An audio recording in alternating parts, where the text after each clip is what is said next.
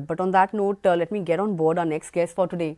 Joining me is Feroze Aziz, who's the Deputy CEO at Anand Rathi Wealth. Feroze, great to have you on the show. I want to wish you a very happy new year. This is the first time we are meeting this year. Hope you have a great and prosperous year ahead, and one that's one that also enables you to travel a lot more because I've been going through your Instagram feed. You have been traveling quite a bit any which ways. But good to have you on the show. The new year hasn't been all that great in terms of the market movement, right? We had the HMPV scare, knee-jerk reaction. The recovery from Monday lows hasn't been all that great. Is it time to be fearful, in terms of the volatility that we are witnessing? Or is it time to be greedy and look at this as a buying opportunity? Thank you, and wish you the very same. Wish you a lot more travel as well, and your viewers as well. 2025 can be a very good year. Every year can be a very good year. Depends on what our resolve is for that particular year and how determined we are to meet that resolve. And I wish each viewer a great success in 2025. Now, coming to the pointed question. Is the market fearful? Is the fear real? What are the risks involved? Now, firstly, I think that the fear was real. From 27th September 2024, if you've come down almost about 10% today on the index level, which is Nifty index, and almost about 8-9% or even more on the NSE 500 level. So you're not going into this new year at the peaks. You're going at practically the 2024 not 24 troughs, but yeah, 7-8% more than the troughs. So point one is, don't be so fearful because a lot of it has been done already. The damage is done. So markets have consolidated here. That's point one. How do you check whether it's consolidated or there is more pain? You can check that by checking 4 different measures, which is what we do.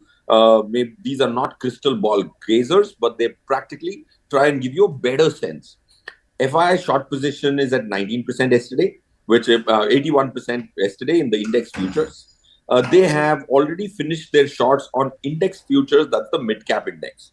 That means that there's a lot of selling on the futures market already behind us.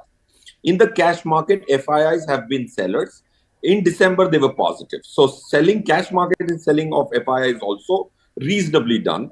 And when I spoke to FIIs on a one-on-one conversation, at least 4 or 5 of them, they said we were just rebalancing our portfolio between India and China because India had done better, China had done worse off. They also said that they've added a lot of shares in the small cap space. That's why we've been bullish on small cap through the year. Now coming to the last point and the most important point, why you should not be fearful is because India is a limited shorting market. In the top 10 economies in the world, you will not find this attribute in any capital market. There is a limitation on short positions in India. So you can't just wake up one morning and say there is a virus coming, I want to short India.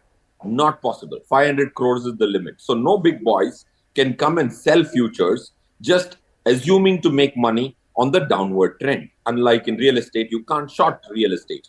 I can't sit in this building and say I want to sell 20 houses when I don't own them. But in equity, it is possible. That's limited. So these are the 4 reasons why I would say you don't have to be too perturbed as long as you're okay to weather the volatility of about 5-7%, 8%, which I think is business as usual for equities.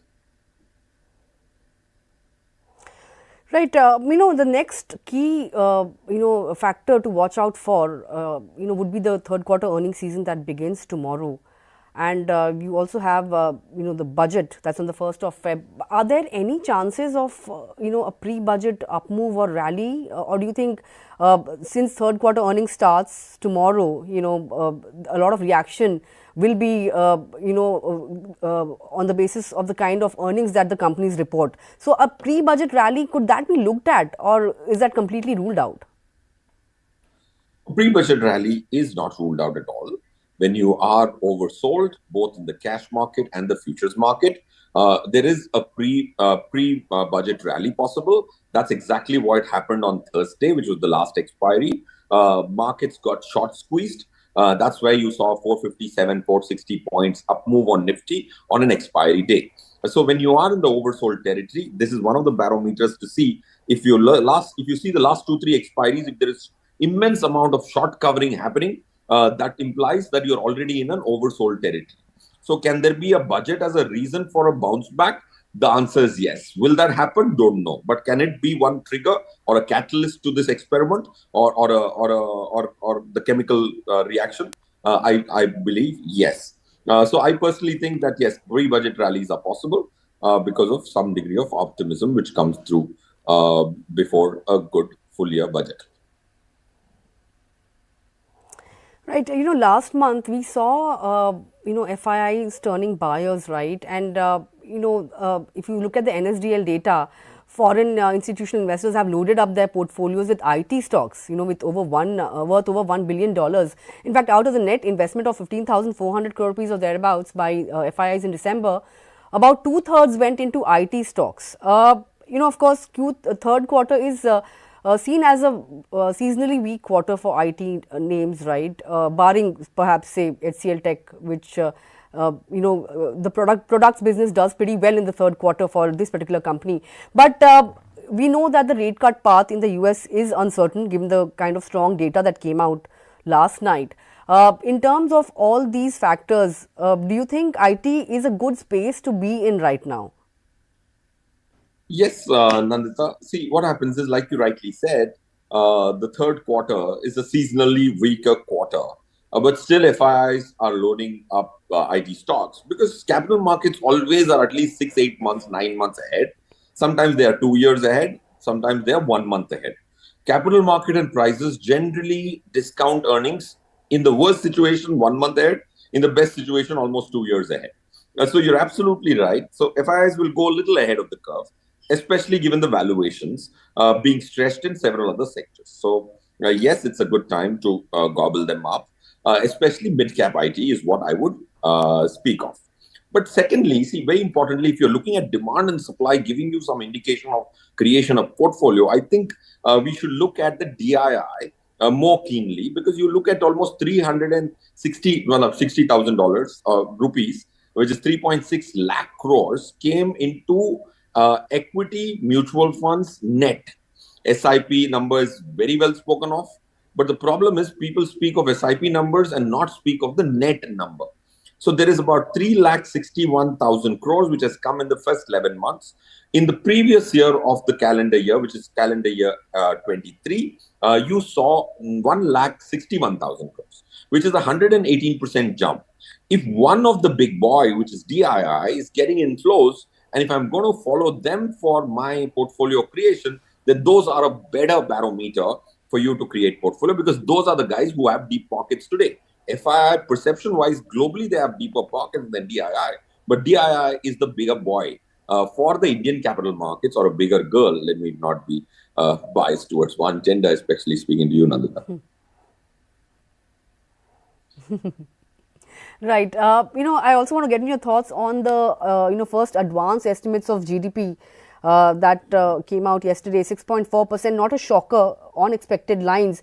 But there seems to be, all the high frequency indicators pointing to a slowdown, at least in the short term, short to medium term, if not the long term. Your thoughts on how one should be navigating, the consumption sector, or even the manufacturing sector, so to say, given the fact that, the estimates for manufacturing have literally been halved. So, against the backdrop of the kind of estimates that have come out, what are your concerns? See, my concerns are not too many on the economy side. From a short-term standpoint, because I have mathematically tested all these high-frequency data and their correlation as a lead indicator to market in the future. And I was very disappointed with their predictive capability of the near future. Economy is a great predictor of the long-term capital market story. For example, in 11-year periods rolling, GDP and nominal GDP and Nifty growths have almost converged to each other.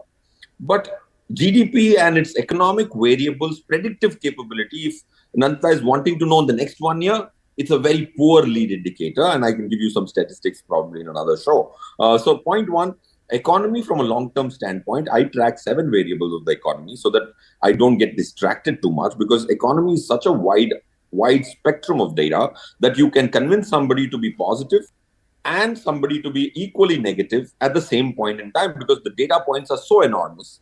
So I've tried to fix the goalpost of those 7 variables, out of which one of them is in the red. The rest of them, 4 of them are in deep green, and 2 of them are in green. And the one which is in red is what I think you also alluded to. That's the flat yield curve in the Indian debt market, which is a big dampener to the banking space. Because if Nanda's dad or my dad were given an FD rate of 1 year of 7% and 5 years of 7%, he always chooses 1 year of 7%. That is making the bank's job tougher, because my dad needs to be convinced 4 more times to roll over his money. And that's why deposit growth has got hampered. Unlike the narrative that equity mutual funds are taking away all the money, that's why deposit growth is low. Equity mutual funds have only taken away 3.6 lakh crores, which is not even 7% of India's household savings last year. Last question really, there has been a slowdown in the Demat account growth. In fact, it had fallen to a 4-quarter low in the December quarter. Do you think, it is the start of a broader trend, or do you think it's just a one-off? What's at play here? Nandita, I look at it like this, that independent Demat accounts can't tell you the full story. It's like interval ke pehle ki kahani. You have to see it in conjunction with another kahani, which is, if the Demat account opening has slowed down, but it's still opening, not closing, it's still opening, then if you see it in conjunction with net flows or SIP numbers with equity mutual funds, which are a reasonable barometer for sentiment, direct equity and mutual fund, both are retailish platforms to open a Demat account for free. I am seeing the Demat closures, Demat growth reducing, with a reasonable growth, which is 41,000 crores in November in net flows, which was the second highest month for the full calendar year. So if I saw Demat degrowing or slowing down, and if I see net flows in mutual funds coming down, then it's a scarier picture than one of them. So it speaks of people moving from direct equity to mutual funds, which is what I would ideally want to pray for Indian retail. Okay, point taken. And lastly, what are your expectations from the budget? Any wish list? Would you like to share that with us? My only wish list is, I hope I don't see another big tax change. Because Nirmala ma'am, when she was reading out the interim budget, she changed taxes for all assets practically, from private equity to unlisted share to real estate to indexation to equity to unlisted debt. And then she also made one statement saying that I'm going to bring in a full comprehensive tax code change. If that was the case, then that change was not warranted on 23rd July 2024. And I just wish and pray nothing changes so that we can get acclimatized to the new temperature. Right. Let's all hope that there aren't any, big changes on that front. But with that, Feroze, would like to thank you for taking out time and joining in. Wish you a very happy New Year once again, and I look forward to interacting more often going forward. Thanks a lot for joining in this morning.